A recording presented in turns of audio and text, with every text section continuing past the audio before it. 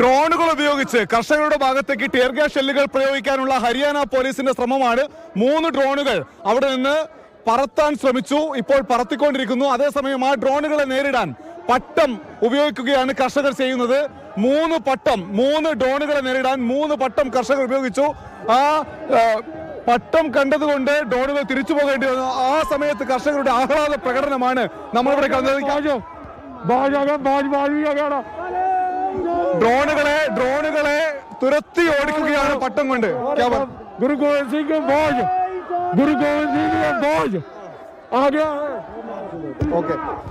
ഡ്രോണുകളെ തുരത്തി ഓടിക്കുന്നു കർഷകർ.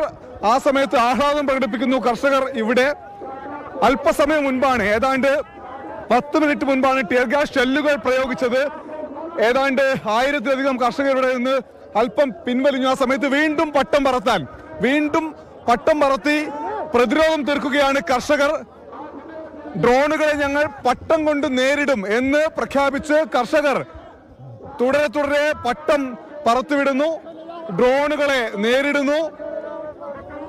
അത്യാധുനികമായ ഡ്രോണുകൾ ഉപയോഗിച്ച് കർഷകരെ ടിയർ ഗ്യാസ് ഷെല്ലുകൾ പ്രയോഗിക്കാനുള്ള നീക്കം അത് തകർത്തെറിയുന്നു പട്ടം ഉപയോഗിച്ച്.